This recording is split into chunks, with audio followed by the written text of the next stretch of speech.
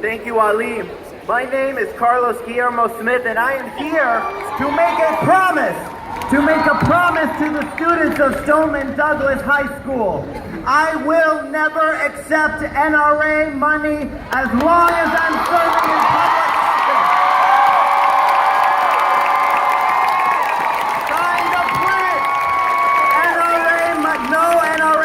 NRAmoney.org. NoNRAmoney.org. You can sign the pledge as voters to never support any candidate who has accepted NRA contributions. But I do need to be honest. I need to be honest because let's be real. The NRA is never going to contribute to my campaign because other than the students of Stoneman Douglas High School, I've been their worst nightmare. The very first bill that I filed when the voters of House District 49 in Orlando sent me to Tallahassee was a bill to ban military-style assault weapons in large-capacity magazines. Why did I do this? Because that summer, 49 of my friends were murdered by a radical American homophobe with a military-style assault rifle. I lost constituents in that shooting. I lost a friend, and the tragedy transformed who I am today. It transformed me into an unapologetic advocate against gun violence.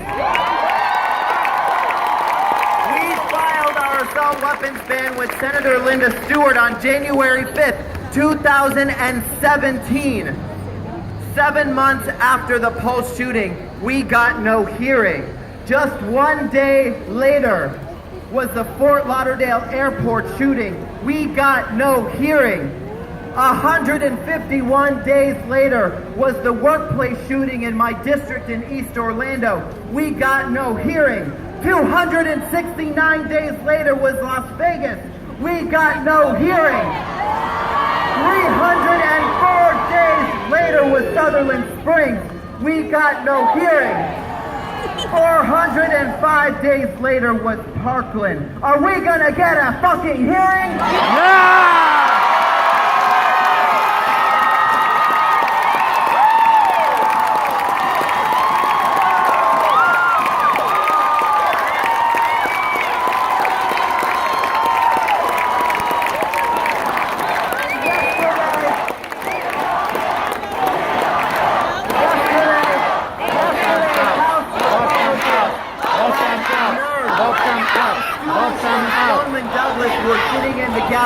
House Republicans had the nerve to vote against even having a debate on the assault weapons ban.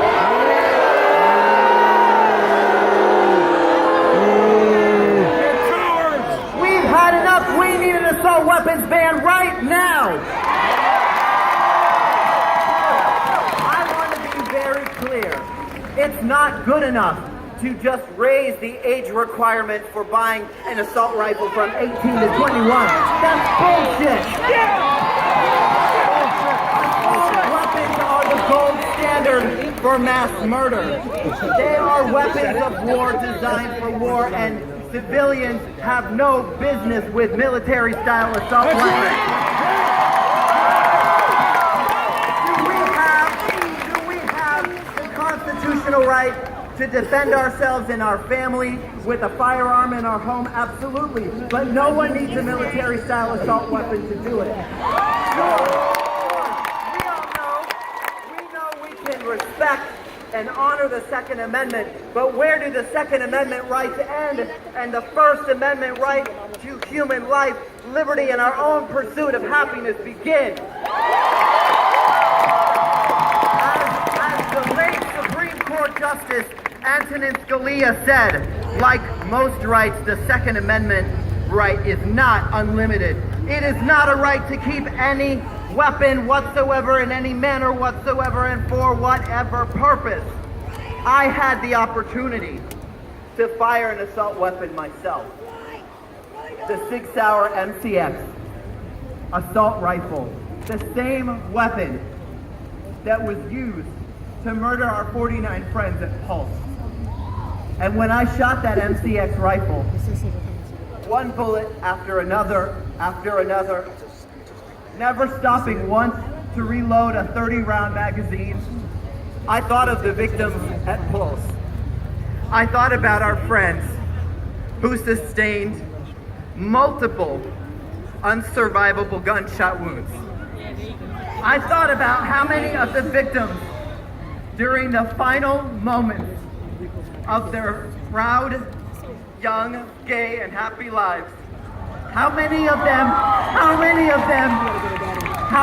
them endured not one, not two, not three or four or five or six, but 7, 8, some of them 9 gunshot wounds on a single person.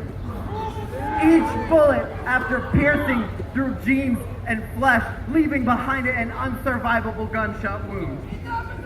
Enough is enough!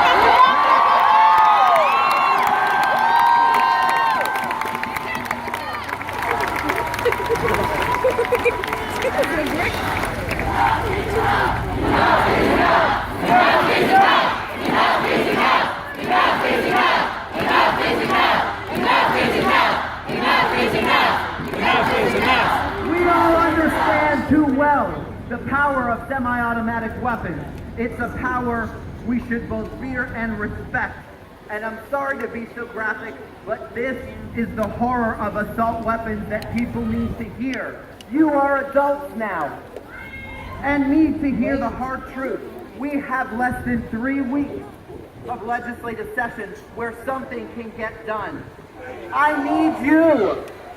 If we're going to get something done, but if Tallahassee NRA-loving politicians do what they've done after every mass shooting, which is nothing, I need you to make a promise. I need you to register to vote. Use your ballot as a voting.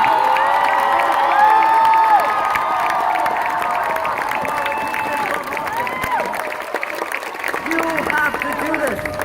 We are relying on you. We are relying on this generation to finally help America kick its obsession with military-style assault weapons. Use elections to purge our democracy of those who refuse to help. And I want to leave you with this. We, the adults, have failed you. But I am so proud of the students who, just like many of the Pulse survivors and families before them, now understand that they are the voices of those who were taken too soon. Yes, you know, the 17 who lost their lives, they lost their voices, but you haven't lost yours! You are their voices now, and we're gonna work together to make sure this never happens again. Never again! Never!